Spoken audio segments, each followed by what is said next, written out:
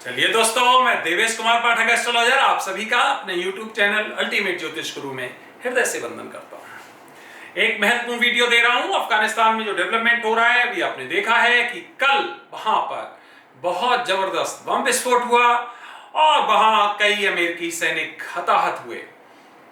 इसके अलावा अमेरिका के ऊपर काफी तरह की प्रॉब्लम्स आ रही हैं, जो वीडियोस में आपको 2 साल पहले और फिर 1 साल पहले, इसका मतलब क्या है कि पहला वर्ष जब शुरू हो रहा था तब और फिर ये वर्ष शुरू हो रहा था तब बहुत से वीडियोस आपको मैंने दिए थे। मैंने आपको बताया था कि जो बाइडन वहां के नए प्रेसिडेंट होने वाले हैं, लेकिन इनकी जो इंटरनेशनल छवि है उसमें गिरावट आएगी, भले ही वो विदेश मामलों के एक्सपर्ट माने जाते हैं। और भी कई मैंने आपको महत्वपूर्ण बिंदु दिए थे, एक एक करके सब कुछ सच होता चला जा रहा है। आपको बताता हूं मैं आगे और क्या परिस्थितियां होने वाली हैं अफगानिस्तान में और अमेरिका में। खासकर ये 2 देशों में हम आपको कुछ पॉइंट्स इस वीडियो में बताने जा रहे हैं। आगे बढ़ने से पहले अगर आपने अभी तक चैनल सब्सक्राइब नहीं किया है तो प्लीज चैनल सब्सक्राइब कर लीजिए, क्योंकि इसमें मैं आपको भविष्य में घटित होने वाली घटनाओं के बारे में पहले ही बताने का प्रयास करता हूं और आप देखते होंगे कि घटनाएं कुछ उसी क्रम में घटित होती पाई जाती हैं। साथ ही साथ अगर आपको अच्छा लगता है तो अपने ग्रुप्स में शेयर करिए और कंटेंट्स अच्छे लगते हैं तो लाइक करिए और जुड़ जाइए इस पर्टिकुलर चैनल से जो कि आपका परिवार है, और जो बेल आइकॉन है उसे भी प्रेस कर दीजिए, जिससे कि जैसे ही यहाँ पर वीडियो कोई अपलोड हो तो आपके पास तुरंत वो नोटिफिकेशन पहुंच सके। चलिए आगे बढ़ते हैं। देखिए, पहले मैंने जो बोला था वो क्या बोला था, आज क्या हुआ, अब आगे क्या होगा, ये सब चीज मैं आपको बताने जा रहा हूं कि क्या अमेरिका के जो संबंध हैं वो बाकी राष्ट्रों से पहले जैसे रहेंगे या कुछ और। देखिए, मैंने एक आपको महत्वपूर्ण विवेचन दिया था, अगर आपको याद हो, कि अब अमेरिका की सेना के ऊपर या तो हमले होंगे जहां पर इनके एस्टेब्लिशमेंट है, या वहां से ये अपने सैनिकों को वापस बुला लेंगे। देखिए, वही हुआ है इराक से, सोमालिया से और अफगानिस्तान से, तीनों देशों से। आप देख सकते हो, जाके गूगल पे देख सकते हो, न्यूज में देख सकते हो, तीनों स्थानों से सैनिकों को वापस बुला लिया गया है। काफी बड़ी संख्या में सैनिक वहां से वापस आ गए हैं। कुछ हो गए अभी, लेकिन बड़ी संख्या में उनको वापस बुला लिया गया। तो मैंने जो बताया था, 2 पार्ट्स बताए थे, 2 पार्ट्स में से आप देख सकते हो कि एक पार्ट ऑलरेडी पूरा हो गया कि अपने सैनिकों को अमेरिका ने वापस बुला लिया, जहां वो इंगेज थे वहां से उनको वापस बुला लिया है। अभी कुछ क्षेत्रों में ऐसा फिर भी हो सकता है कि उनके ऊपर कोई हमले किए जाएं, कोई अटैक किए जाएं। जहां तक और विदेशी इनके संबंध है वो मैं बता चुका हूं। इनकी नीति बहुत लचर रहने वाली है। जो बाइडेन को विदेश मामलों का एक्सपर्ट माना जाता है, लेकिन इसका उल्टा होगा। आप देख लीजिए, इनके कार्यकाल में इनके विदेशों से संबंध बहुत अच्छे नहीं रहने वाले हैं। काफी, जिसको कहते हो ऊहापोह की स्थिति, आज ये है तो कल वो है, ये परिस्थितियां इनकी रहने वाली हैं। और बाकी अगर कोई अमेरिका के ऊपर कोई विषय आते हैं तो मैं आपको आगे और देखिए, क्लियर कट कहा था मैंने।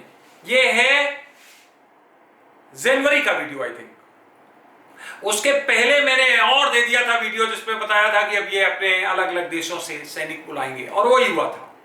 तो अब क्या है, आप देख रहे हैं अमेरिका एक तरह से भीख मांग रहा है तालिबान से। अमेरिका की ये स्थिति हो गई।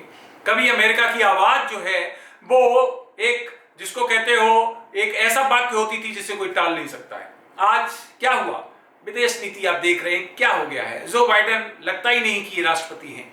मैंने यही बोला था कि इनकी विदेश नीति ऐसी हो जाएगी कि इनकी शाख गिर जाएगी, इनकी कोई बात सुनेगा नहीं सीरियसली। और देखो, आज वही परिस्थितियां बन रही हैं कि विदेश नीति इनकी लगभग फेल हो चुकी है। जो बाइडेन की व्यक्तिगत जो फैमिलियरिटी है, प्रसिद्धि है, अमेरिका में जब वोटिंग हुआ तो ये अभी, अब कितने दिन हुए, 19-20 फरवरी को, 21 फरवरी को आई थिंक इन्होंने टेक ओवर किया था, और अभी क्या अगस्त चल रहा है। इसका मतलब है अभी 6 महीने हुए हैं और उसमें एकदम 7% कम आ गई है। आप समझ सकते हो, जो 52-53% थी वो डाउन होके एकदम 46 पे आ गई। अभी तक अभी कुछ भी नहीं, 6 महीने हुए, और ये और ज्यादा डाउन होने वाली है। इसका मतलब क्या हुआ कि विदेश नीति ढुलमुल रहने वाली है। कोई स्ट्रॉन्ग, जिसको कहते हो, वो नैरेटिव्स नहीं रहेंगे इनके, और इसीलिए देखो इनके सैनिक भी हताहत हो रहे हैं। अब इसके बाद क्या होगा वो और सुन लीजिए। यस, अमेरिका अब खिसियाहट में आएगा। आप देख सकते हैं कि 31 के बाद, 31 से पहले भी कुछ हो सकते हैं, 31 के बाद कुछ महत्वपूर्ण हमले किए जाएंगे, हवाई हमले किए जाएंगे, कुछ हमले ऐसे हो सकते हैं जो मिसाइल के थ्रू भी किए जा सकते हैं, और कई आतंकवादी ग्रुप जो है वो इससे प्रभावित होंगे, उनके कई लोग मारे जाएंगे, बदले में वो भी इनके ऊपर आक्रमण करेंगे, और इस तरह से इनकी टसल और बढ़ने वाली है, आप देखेंगे। और अमेरिका जो उसकी जो ढिलमुल नीति रही है उसका हर्जाना भुगतने वाला है। तो इसका मतलब यह हुआ कि अमेरिका अब यहां से और ज्यादा खिसियाहट में आके कोई इस तरह के कदम लेगा कि वो कुछ ऐसे एग्रेसिव एक्शंस लेने वाला है। खासकर ध्यान रखिए कि कुछ क्षेत्र हैं जिसमें सूडान का क्षेत्र आता है, जिसमें आपका लीबिया का क्षेत्र आता है, जो इधर ईरान के क्षेत्र आते हैं, अफगानिस्तान से, मतलब वो पूरा का पूरा सेंट्रल एशिया और ज्यादा डिस्टर्ब होने वाला है। ये मैं पहले भी वीडियोस में बता चुका हूं, क्योंकि कई देश अब उसमें अपनी अपनी डिप्लोमेसी, अपनी अपनी शक्ति को आजमाएंगे, और जो लगातार हो रहा है। साथ ही साथ तालिबान में क्या होने जा रहा है कि वहां आंतरिक जो है बहुत बड़ी अशांति पैदा होने वाली है, जो पहले भी लगातार बता चुका हूं, लेकिन अब फ्रेश बता रहा हूं।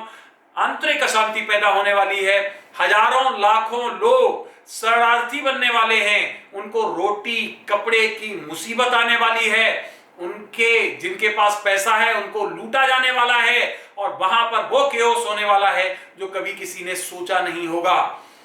तालिबान में बुरी तरह से भुखमरी फैलने वाली है, तालिबान के पास भी फाइनेंशियल प्रॉब्लम होने वाली है, जिसके कारण वो एब्डक्शन है, चोरी है, डकैती है, बड़े लोगों का अपहरण है, दुनिया के देशों में से अपहरण होके वहां पर जो एक ब्लैकमेलिंग मनी वो है, फिर तरह तरह के हेरोइन या अफीम, उनके थ्रू पैसा कमाने का साधन है, जिससे कि दुनिया के विभिन्न क्षेत्रों में नशेबाजी बहुत बढ़ेगी। उसमें भारत का क्षेत्र भी शामिल है।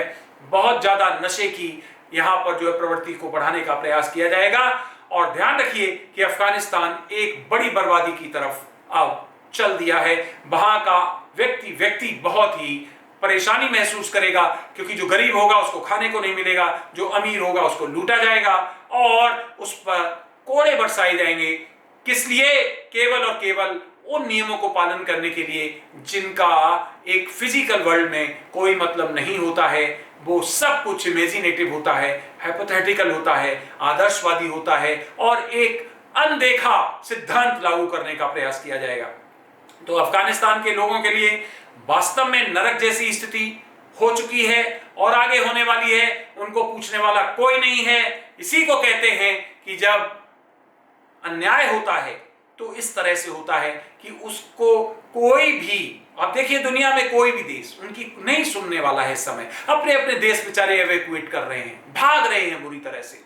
तो क्या वहां के लोगों को कोई सुन रहा होगा? क्या एक गरीब की कोई सुन रहा होगा? क्या देख रहा होगा कितने दिन से भोजन नहीं किया, कमाने के साधन खत्म हो चुके होंगे? सोचो तो कितनी इससे ज्यादा केओस की स्थिति क्या हो सकती है। फिर भी कुछ लोग विशेष तरह का कहते हैं कि वो लागू होनी चाहिए, शरीयत लागू होनी चाहिए, विशेष तरह के नियम लागू होने चाहिए। मैं तो दुनिया के लोगों को एक रिक्वेस्ट करूंगा कि अपने अपने देशों में बाकायदा सर्कुलर निकालो, लोगों को अवेयर कराओ कि जो शरीयत चाहते हैं, जो चाहते हैं इस तरह का लागू करना, उनको हम पूरी तरह से किराया भी देंगे, उनको अफगानिस्तान में या तालिबान के क्षेत्रों में बसाएंगे, आराम से रहो। अरे जिसको जो पसंद है वो आप लीजिए, उसमें क्या प्रॉब्लम। और जिन लोगों को और तरह के प्रजातंत्र पसंद है, संविधान पसंद है, उनको दुनिया के विभिन्न देशों में उनसे बाकायदा अंडरटेकिंग लेके उनको शरण दी जा सकती है। 57 कंट्रीज हैं इस्लामी। मुझे शर्म आती है ये बात कहते हुए कि आज वो देश क्यों नहीं खड़े हुए अफगानिस्तान के साथ, क्यों वहां के लोगों को इवैक्यूएट करके अपने यहां नहीं बसा रहे हैं। 57 कंट्रीज, आप भी तो भाई बंद हो। वैसे आपका धर्म है वो हमेशा आज सामने आ जाता है कि हमारा धर्म है और हमारा धर्म सबसे आगे है। आज वो संकट में हैं भाई, अफगान के भाई, उनको क्यों नहीं आप संरक्षण दे रहे हो? अब बहुत बड़ी आपके पास, अब तो आर्थिक स्थितियां भी अच्छी हैं, अब तो बहुत क्षेत्र भी आपके पास बहुत बड़ा है, उन लोगों को इवैक्यूएट करके क्यों नहीं अपने यहां लाते हो? और जो कठोर शरीयत चाहते हैं जो उनको तालिबान में भेज दो, क्या प्रॉब्लम आ रही है? इसमें मुझे नहीं लगता है किसी तरह का कोई ऑब्जेक्शन है, किसी पर कोई कटाक्ष करने वाली बात है। सिंपल, जैसा जिसको सिद्धांत चाहिए वैसा वो रह सकता है। हिंदुस्तान में भी मैं सरकार से ये कहूंगा कि हालांकि ऐसा नहीं होगा, ये इमेजिनेटिव है, लेकिन मैं एक अपनी हृदय की बात कह रहा हूं कि ऐसा क्यों नहीं हो सकता है कि जो बहुत ज्यादा सरिये चिल्लाते हैं, कठोर चाहते हैं नियम, तो वो वहां पे जाके उनके साथ रह सकते हैं और अपना जीवन अच्छी तरह से यापन कर सकते हैं। और जो दूसरा प्रजातंत्र चाहते हैं या अन्य किसी तरह की प्रणाली चाहते हैं, वो उन देशों में जा सकते हैं। तो इस तरह से फ्रेंड्स, वहां अफगानिस्तान में वास्तव में एक बहुत बड़ा संघार, बहुत बड़ी भूखमरी, बहुत बड़ी ऊहापोह होने वाली है, जो ऑलरेडी हो चुकी है। वहां आपको गोलियां ऐसे लगेंगी जैसे कि कोई किसी से बात कर रहा है, बम, मिसाइलें, और अभी वहां पर और खतरनाक हथियार पहुंचने वाले हैं, क्योंकि अब दुनिया के विभिन्न आतंकवादी गुट कुछ उनसे हाथ मिलाएंगे और कुछ उनके विपक्ष में खड़े होंगे, क्योंकि ये मौका बहुत अच्छा है। कई आतंकवादी गुट सोचेंगे कि हम इस पर कब्जा कर लें, हम इस पर कब्जा कर लें। इनमें आपस में भी अब जो है बहुत जबरदस्त कंट्रोवर्सी होने वाली है, आपस में भी इनमें विवाद होने वाला है, और इस तरह से अफगानिस्तान एक वो केंद्र बनने वाला है जो एक भीषण युद्ध का केंद्र बनेगा। हर तरह से आंतरिक रूप से वहां का व्यक्ति परेशान होने वाला है, कोसेगा अपने आप को, अपने जीवन को, भागने का प्रयास करेगा, भाग नहीं पाएगा, और उन परिस्थितियों में उसे जीना पड़ेगा जिसमें नहीं जीना चाहता है। हाँ, जो लोग, फिर एक बार कहूंगा, जो लोग बहुत कठोर नियम चाहते हैं और अपने धर्म के अनुसार शरीयत को लागू करना चाहते हैं, उनको जरूर ये अवसर नहीं खोना चाहिए, उनको वहां जरूर जाना चाहिए और वहां पर निवास करना चाहिए। तालिबान ने एक अच्छा काम किया है तो उस काम को सपोर्ट करना चाहिए, तो ये मुझे लगता है ज्यादा ठीक रहेगा।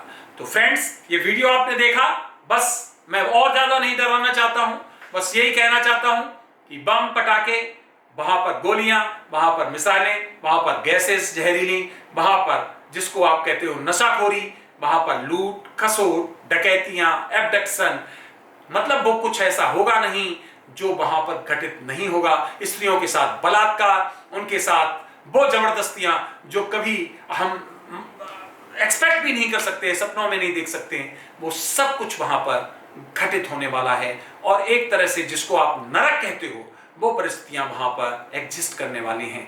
कई लोग उसको स्वर्ग मानते हैं, जन्नत मानते हैं, उनको मुबारक है, लेकिन मेरी नजर में वो वास्तव में नरक से कम नहीं है, जहां व्यक्ति निश्चंद, इसका मतलब है कि स्वच्छंद होकर ना जी पाए, बिल्कुल ऐसे ना जी पाए जब उसको अच्छी नींद ना आ पाए, जब वो हमेशा भय में रहे, तो वो कभी स्वर्ग नहीं हो सकता है। तो फ्रेंड्स, ये वीडियो देखा आपने, उसके लिए बहुत बहुत धन्यवाद। ये मेरा पूरा का पूरा एक रिसर्च का हिस्सा है। पूरा ये जो मैं बोलता हूं आपको, इसमें एस्ट्रोलॉजिकल विवेचन नहीं दिया जा सकता है। कई देश शामिल है, कई तरह की परिस्थितियां शामिल है, इसलिए मैं आपको पूरा जिस्ट देता हूं आगे क्या परिस्थिति होने वाली है, और जो मैंने अपना पूरा संकलन किया हुआ है दुनिया के बारे में, पूरे कॉस्मोस के बारे में, उसमें से लेके और फिर बहुत मेहनत के बाद मैं आपको इस तरह के वीडियोस देता हूं। इसलिए आप लोग ये मत समझिए कि ये अनायास कुछ है, ये ऐसा नहीं है। बहुत लंबे समय का रिसर्च हमारा लगातार चल रहा है, और मैं आपको आगे भी इस तरह की घटनाओं के बारे में बताता रहूंगा। आपने ये वीडियो देखा, अपना मूल्य समय दिया, उसके लिए बहुत बहुत धन्यवाद। जुड़े रहिए, क्योंकि आगे मैं आपको और भी महत्वपूर्ण वीडियोस देने जा रहा हूं। आप सभी को हृदय से आभार। नमस्कार। ओम नमः शिवाय।